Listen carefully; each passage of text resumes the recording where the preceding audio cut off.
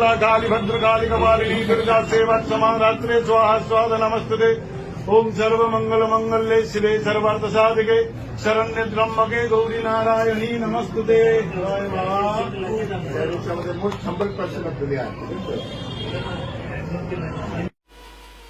আমরা মুখে বলছি গরু আমাদের মা, গরু কাটা যাবে না।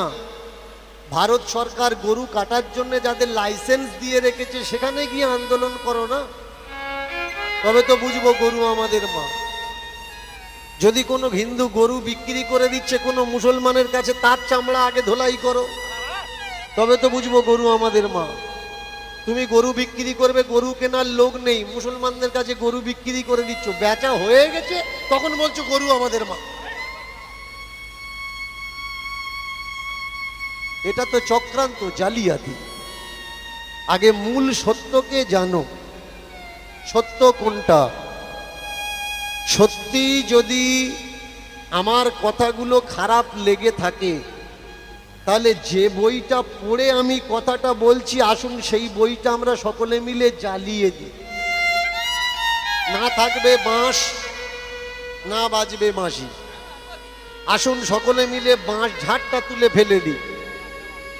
তাহলে কারোর বউ আর রাত 12টার সময় জল আনতে যাবে না।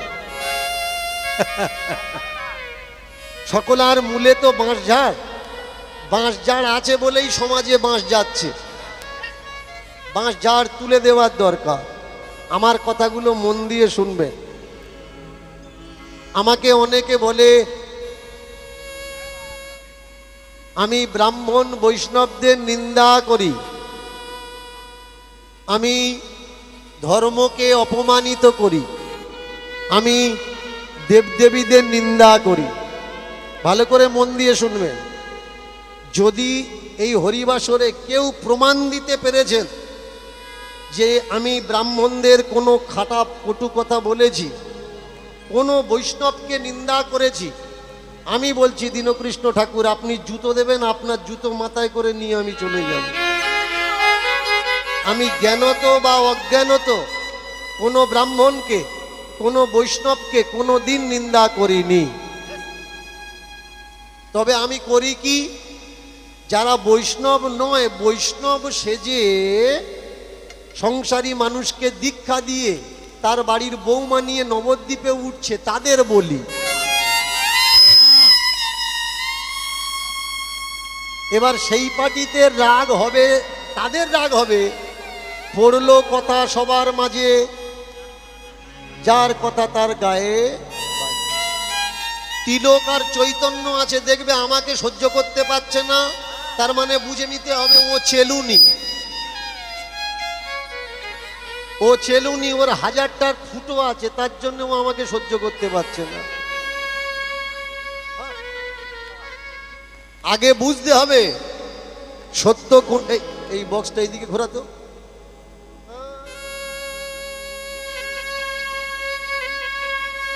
আগে বুঝতে হবে সত্য কোনটা আর মিথ্যে কোনটা। শুধুমাত্র ব্রাহ্মণের পদবি নিয়ে, ব্রাহ্মণের কোনো কর্ম নেই, মদ খেয়ে খেয়ে কোথায় শুয়ে আছে তার ঠিক ঠিকানা নেই, বাড়িতে লুঙ্গি পরে ঘুরছে আর পূজার সময় ধুতি পরে পূজা করতে যাচ্ছে। আমি সেই কটার বলছি, কারণ এরা যতদিন আমার সমাজে থাকবে, যারা প্রকৃত ব্রাহ্মণ, প্রকৃত বৈষ্ণব, তাদের গায়ে কলঙ্ক লাগবে। আমি চাই প্রকৃত বৈষ্ণবের সম্মান প্রকৃত বৈষ্ণব পাক। প্রকৃত বৈষ্ণব আজকে রাস্তায় বেরোতে পারছে না, মাথা উঁচু করে ঘুরতে পারছে না। কেন? কিছু জোচ্চোর দালাল ঠকবাজ তারা বৈষ্ণব সেজে বিজনেস আরম্ভ করে দিয়েছে। কিন্তু সত্যিই যে নিতাইকে ভালোবাসে, সত্যিই যে গৌরকে ভালোবাসে, যে ভিক্ষা অন্ন ছাড়া যার পেট চলে না, সে যখন কারোর বাড়িতে ভিক্ষা করতে যাচ্ছে, ওই যে দালালগুলো জায়গা খারাপ করে রেখেছে, প্রকৃত বৈষ্ণবকে শুনতে হচ্ছে কেন খেটে খেতে পারো না, ব্যবসা আরম্ভ করেছো। সত্যিই যারা ব্যবসা আরম্ভ করেছে তাদের বলার কেউ নেই, তাদের জন্য আমি আছি। কিন্তু সঠিক বৈষ্ণব যদি আপনাদের পাড়ায় আসে, গ্রামে আসে ভিক্ষা করতে, দোহাই সে যেন ব্যথা না পায়। প্রকৃত ব্রাহ্মণ যে, তার যেন কখনো কোনো সময় অসম্মান না হয়। বৃন্দাবন থেকে দেখতে পেলেন কে? অনুভব করলেন নিত্যানন্দ, অনুভব করলেন নিত্যানন্দ। আজ বুঝি শূদ্রের কপালে সূর্যোদয় হয়েছে, ব্রাহ্মণের ঘরে এক প্রাণ পুরুষের জন্ম হয়েছে, যে কিনা বলছে ব্রাহ্মণদের এই নিজেদের তৈরি করা নিয়ম এগুলো রাখা উচিত না, এগুলো শাস্ত্রের কোনো বিধান না। বৃন্দাবন থেকে তিনি চলে আসলেন, চলে আসার পর সাক্ষাৎ করলেন নিমাইয়ের সঙ্গে। নিত্যানন্দের সাপোর্ট যখন নিমাই পেয়ে গেল, সরে গেল এই ভিতুরা যারা গৌরকে ক্ষতি করব বলেছিল, তথাপি নিমাইয়ের মায়ের মন মানল না, বিষ্ণুপ্রিয়ার মন মানল না, এদের দিয়ে বিশ্বাস নেই। পেরিয়ার রামাস্বামী বলেছেন, এটা আমার কথা নয়, একটা কেউটে সাপকে যদি একবারের জন্য বিশ্বাস করা যায় করবে, কিন্তু ব্রাহ্মণকে দেখে বিশ্বাস করবে না। এটা কে বলছে? এটা পেরিয়ার রামাস্বামী বলছে, আমি বলছি না। কারণ এরা কিছু ভি করতে পারে, কিছু ভি করতে পারে, যখন যে হাওয়া চলে এরা সেই রং নিয়ে নিতে পারে। এদেরকে বিশ্বাস করা অসম্ভব। সেই জায়গায় ভয় পেল নিমাইয়ের মা, যদি আমার ছেলেটাকে মেরে দেয়।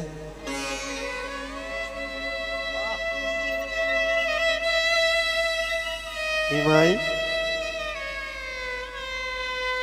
তুই এখানে থাকিস নি বাবা, তুই পালিয়ে চলে যা, আমি তোর মা বলছি বাবা, পালিয়ে চলে যা, তোকে মেরে দেবে বাবা, তোকে মেরে দেবে। গঙ্গার ঘাটে জল আনতে গেলাম, কানাকানি হচ্ছে শুনতে পেলাম, পালিয়ে যা বাবা, পালিয়ে। কারা গোমা, কারা আমায় মারবে? যারা তোকে এক ঘুরে করে দিয়েছিল,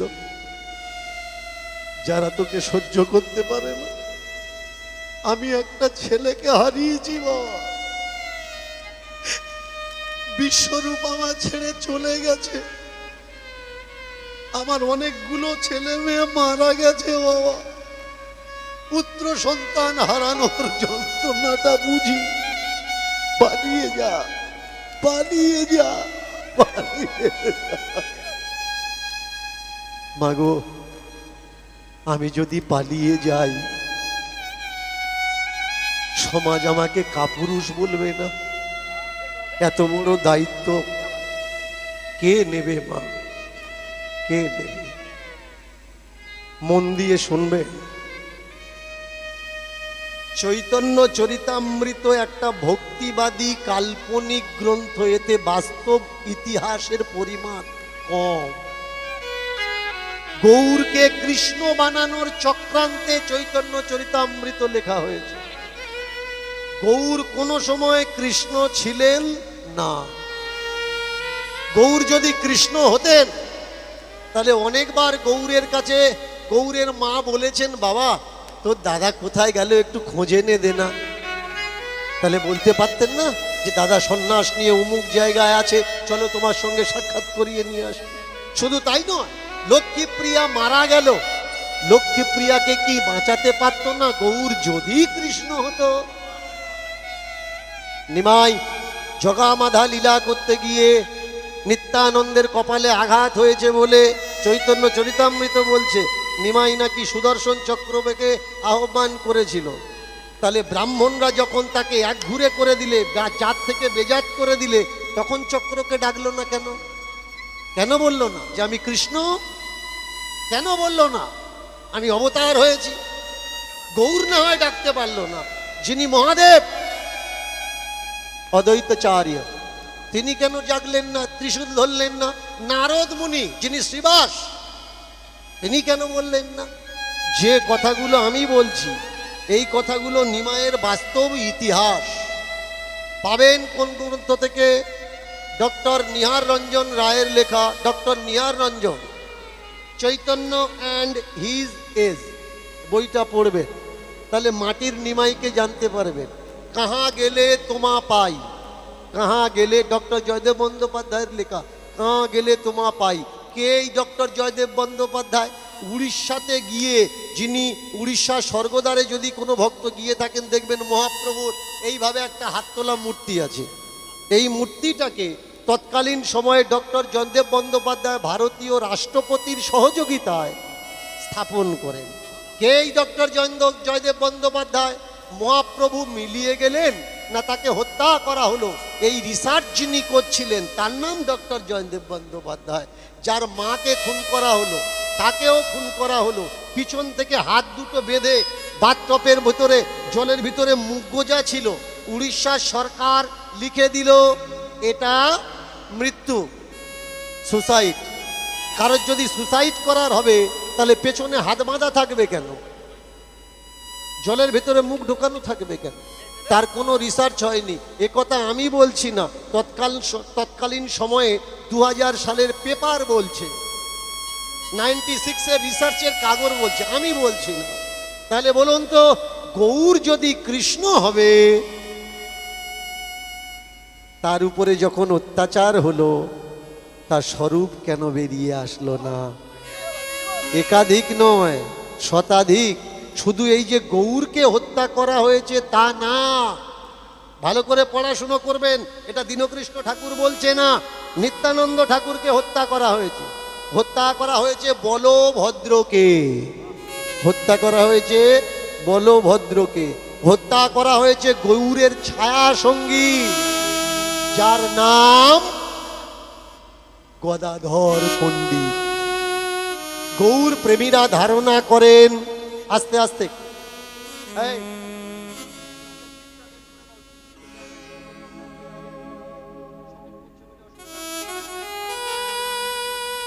তাহলে বোঝা লাগবে একটা হত্যা হয়নি। কে বা কারা গৌরের হত্যাকে চাপলো কেন? তাদের স্বার্থটা কোথায়? গৌরকে যদি কৃষ্ণ বানানো যায় তাহলে গৌরের হত্যাটা একটা কৃষ্ণ লীলার মতো হবে, আর তাকে যারা হত্যা করেছে হত্যাকারীরা রেহাই পাবে। হতে পারে এটাই তাদের চক্রান্ত ছিল। দীনকৃষ্ণ ঠাকুর যে কথাগুলো বলছে পড়াশুনো করে বলছে, কারোর থেকে শুনে বলছে না, বা দীনকৃষ্ণ ঠাকুরের বাপ ঠাকুরদার লেখা বই পড়ে সে বলছে না। নিমাই পালায়নি, নিমাই সন্ন্যাসী হতে চায়নি। কে বলছে? নিমাইয়ের বাড়ির চাকর অদ্বৈত আচার্যের শিষ্য, যার নাম ঈশান নাগর। তার লেখা গ্রন্থ, তার লেখা বইতে তিনি লিখছেন, যেদিন তিনি সন্ন্যাস গ্রহণ করবেন তার আগের দিন শিবাস সারা রাত পাহারা দিয়েছে যাকে তাকে কেউ ক্ষতি না করে। ভোরবেলা মায়ের অনুমতি নিয়ে, স্ত্রীর অনুমতি নিয়ে মায়ের পায়ে প্রণাম করে সন্ন্যাসী হয়েছেন। কিন্তু মিথ্যাবাদী কীর্তনীয়রা, মিথ্যাবাদী ভাগবতচারীরা তারা কি বলে? মা ঘুমাচ্ছিল, বউ ঘুমাচ্ছিল, পালিয়ে চলে গেছে, সন্ন্যাস হয়েছে। আর গাছ থেকে নাকি কোকিল ডাকছিল, পাখি বলছিল মা মা মা, নাকি বলেছে গাছের পাখি, বনের পাখি, বনে গিয়ে ডাকগে যা, এখানে তুই ডাকিস না। তাহলে বলুন, এইসব মিথ্যা তথ্য গৌর ভক্তদের কাছে, কৃষ্ণ ভক্তদের কাছে, নিতাই ভক্তদের কাছে দেওয়ার প্রয়োজনটা কেন? দীনকৃষ্ণ ঠাকুর কি চাচ্ছে? দীনকৃষ্ণ ঠাকুর চাচ্ছে আপনারা সত্যটা জানুন। আমি মৃত্যুর ভয় করি না। মৃত্যুর ভয় যদি আমি করতাম, আপনাদের বাড়িতে এসে, আপনাদের উঠোনে দাঁড়িয়ে, গ্রামে গ্রামে গিয়ে চিৎকার করে শাস্ত্র এবং পুরাণ আদি গ্রন্থের সত্যগুলো আপনাদের কাছে বলতাম না। আমার উদ্দেশ্য সনাতন ধর্মকে নষ্ট করা নয়, নষ্ট হয়ে যাওয়া সনাতন ধর্মকে বাঁচানো।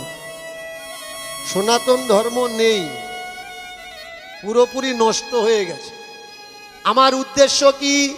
আমার উদ্দেশ্য সেই সনাতনকে আবার বাঁচানো, আবার মেরুদণ্ডের হিড়কে সোজা করে দাঁড় করানো, আবার ভারত বিশ্বগুরু হবে এমন জায়গাটা তৈরি করা, মানুষকে বোঝানো।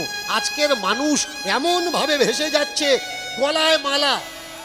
আমাকে অনেকে বলে আপনার গলায় তুলসীর মালা নেই, আপনি কীর্তন করছেন কেন? এরকম কোনো জায়গায় লেখা আছে যে তুলসীর মালা থাকতে হবে তবে কীর্তন করবেন, না হলে কীর্তন করতে পারবেন না? মানুষের কাছে ভুলভাল তথ্য তুলে দিচ্ছে।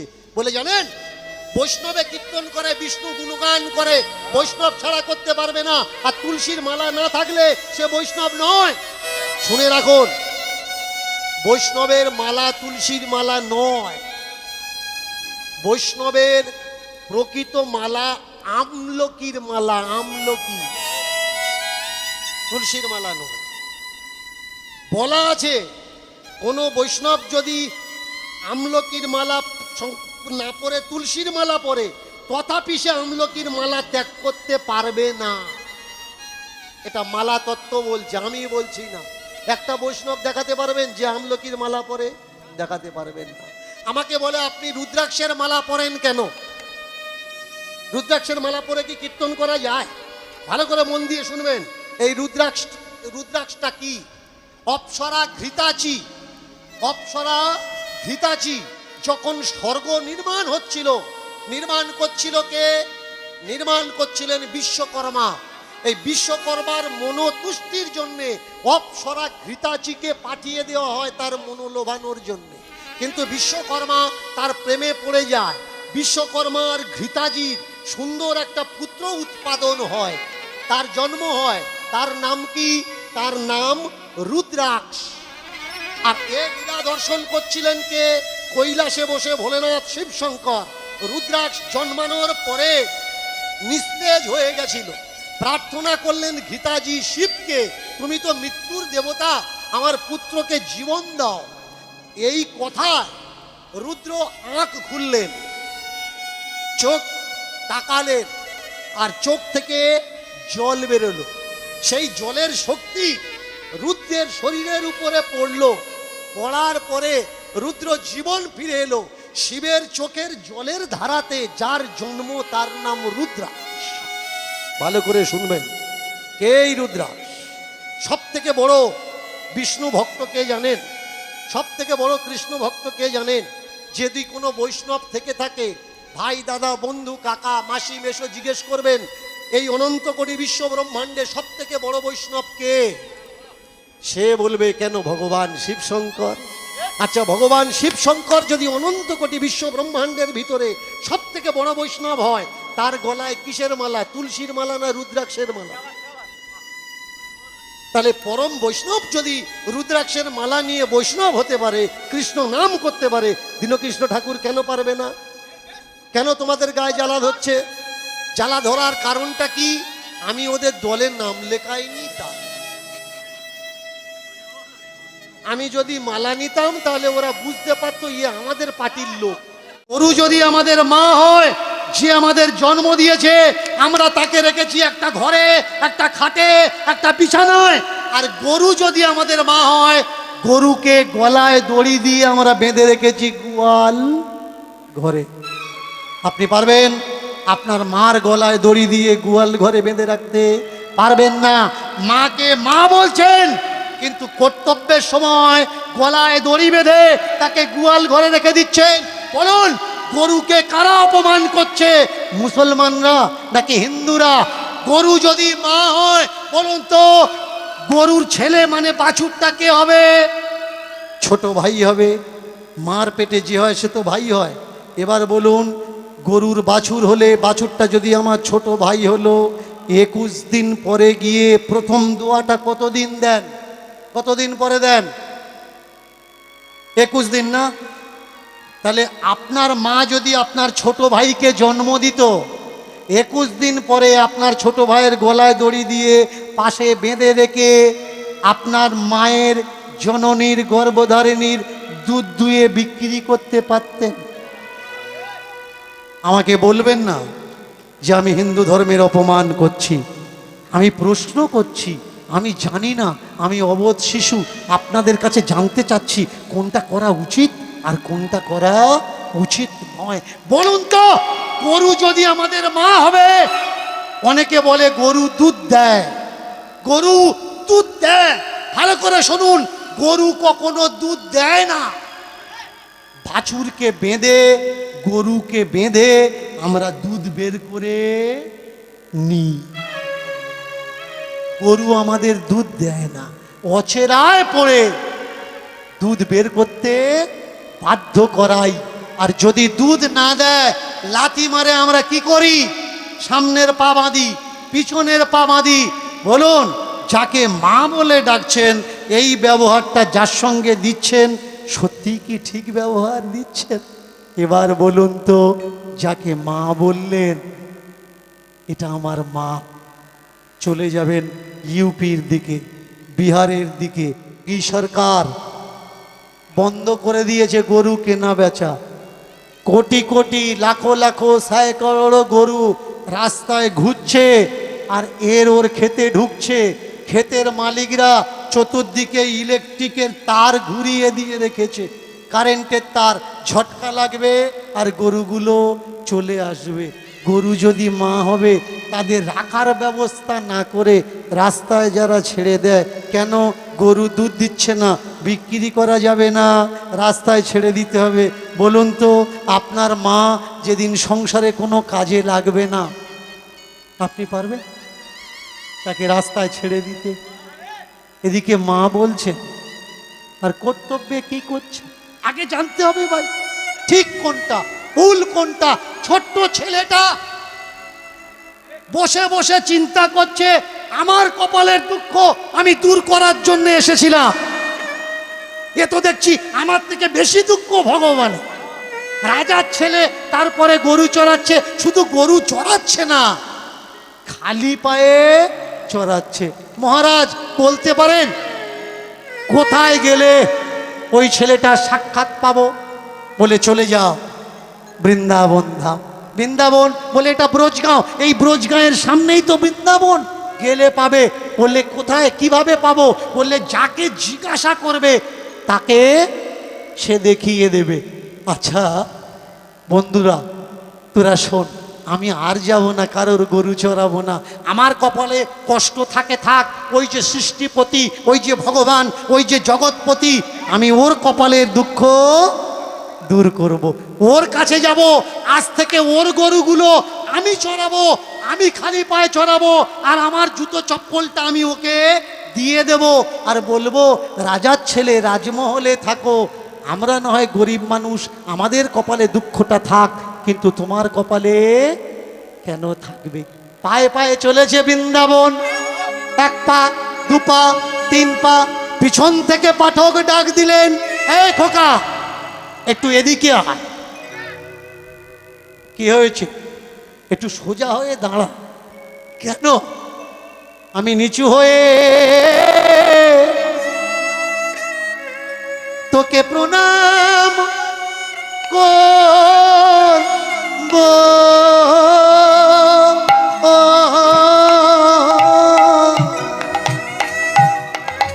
আমি নিচু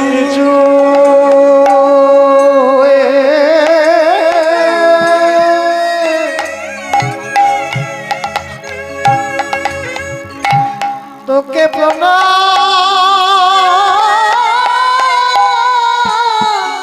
করব। আমি নিচু হয়ে তোকে প্রণাম করব।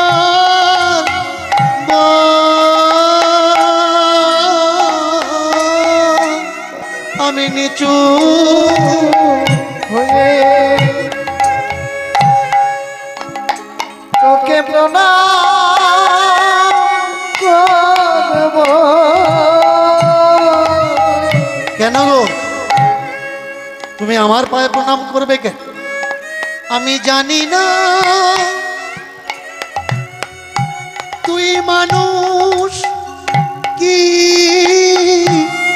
না,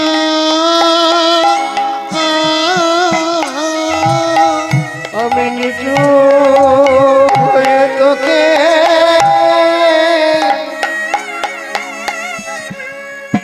তোকে প্রণাম করব ভক্তিমতী ভক্তমণ্ডলী, ভক্তিমতী মায়েরা একটু মন দিয়ে শুনবেন। আজকের পাঠক ছোট্ট বাচ্চাটাকে ডেকে প্রণাম করতে চাচ্ছে। কেন? তত্ত্বদর্শী বলে উঠলেন, আমরা ভগবানের কথা বলি, ভগবানের কথা শুনি, ভগবানের দরজায় গিয়ে আমাদের দুঃখের কথা আমরা জানাই, কিন্তু আমরা ভগবানের দুঃখকে জানার জন্য কেউ কখনো চেষ্টা করি না। এই ছোট্ট ছেলেটা যখন শুনেছে রাজার ছেলে গরু চড়ায়, খালি পায়ে চড়ায়, শুনেছে পাঠ শুনলে নাকি দুঃখ দূর হয়, ছেলেটা ভাবছে ভগবান আমার থেকে তো বেশি দুঃখী তুমি, তোমার কথা শুনে দুঃখ দূর করতে এলাম, আর তোমার দুঃখ শুনে আমার দুঃখ আমি ভুলে গেলাম। আমার যত দুঃখ হোক, যত কষ্ট হোক, আমি যাব তোমার কাছে, তোমার দুঃখ দূর করব। পায়ে পায়ে পায়ে পায়ে চলেছেন বৃন্দাবনের দিকে। ডাক দিলে, শোনো শোনো শোনো আজ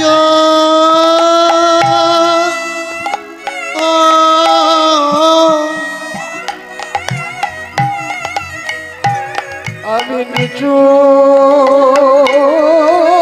হয়ে তোকে প্রণাম করব। ওগো, কে আছো? আমাকে কেউ বলে দেবে কৃষ্ণের বাড়ি কোনটা? কৃষ্ণের বাড়ি কোনটা? যে দেখে সে বলে এই তো কৃষ্ণের বাড়ি। মায়েরা বৃন্দাবন গেছেন না? কে কে গেছেন বৃন্দাবনে? একটু হাত তুলবে। গেছেন তো? বৃন্দাবনে এখন আর ঠাকুর নেই, ঠাকুরের নাম করে মানুষ ঠাকুর হয়ে ঘুরে বেড়াচ্ছে। ঠাকুরকে দেখার জন্য টাকা দেওয়া লাগে, 500 টাকা, 1000 টাকা। গরিবদের লাইন আলাদা, সারাদিন লাইন ধরে দাঁড়িয়ে থাকতে হবে। মধ্যবিত্তের লাইন আলাদা, ভিআইপি লাইন আলাদা, ভিভিআইপি লাইন আলাদা। যে যত টাকা দেবে ভগবান তাড়াতাড়ি তার দর্শন দেবে। এটা যে শুধু বৃন্দাবনে হচ্ছে তা নয়, সব জায়গায় একই সিস্টেম হয়ে গেছে। শুধু যে তীর্থে হচ্ছে তা নয়, এমএলএ এমপি থেকে এমন অনেক গ্রামের প্রধান আছে, গরিব মানুষ গেলে উঠতে চায় না, বাবু ঘুমুচ্ছে 10টায় উঠবে। কিন্তু যদি টাকা পয়সাওয়ালা লোক যায় আর শুনেছে এসেছে, তিড়িং করে লাং মেরে উঠবে, বসতে বলে এক্ষুনি আসছে। ভগবানও বর্তমান নেতাদের মতো পরিস্থিতি হয়ে গেছে। তবে সব ভগবান যেমন লাইন দেওয়া লাগে না, সব নেতার বাড়িতেও লাইন দেওয়া লাগে না। পৃথিবীতে এমন নেতাও আছে তার কাছে যাওয়া লাগে না, কানে শুনলে বিপদ, পায়ে হেঁটে তোমার কাছে চলে আস। পৃথিবীতে এমন ভগবানও আছে যে ভগবানকে লাইন দিয়ে নয়, ভগবান মন্দির খালি করে রেখেছে, আমাকে দেখবি আর। কোনো তালা, কোনো লকার কিচ্ছু নেই। কালী মন্দির তালা পাবেন, দুর্গা মন্দির তালা পাবেন, আপনি কৃষ্ণ মন্দিরে, বিষ্ণু মন্দিরে তালা পাবেন। কিন্তু রাস্তার আশেপাশে দেখবেন একটা পাথর দিয়ে সিঁদুর মাখিয়ে শিবলিঙ্গ হয়, হয় না? শিবলিঙ্গ, শিব ঠাকুরের লিঙ্গ মূর্তিতে কখনো দেখেছেন তালা ঝুলছে? যে খুশি সে চলে যায়, কোনো ব্রাহ্মণ পুরোহিত কারণ লাগে না। একা একা ফুল দাও, একা একা চন্দন দাও, একা একা তিলক করো, একা একা জল দিয়ে দাও। ওপারে যেতে পারছো না ভিড়, এপারে একটা পাথর তুলে নাও, তার মাথায় জল দাও। কৃষ্ণ মন্দিরে যাওয়া লাগবে, তবে কৃষ্ণ তুষ্ট হবে। হরি মন্দিরে যাওয়া লাগবে, তবে হরি তুষ্ট হবে। কালী মন্দিরে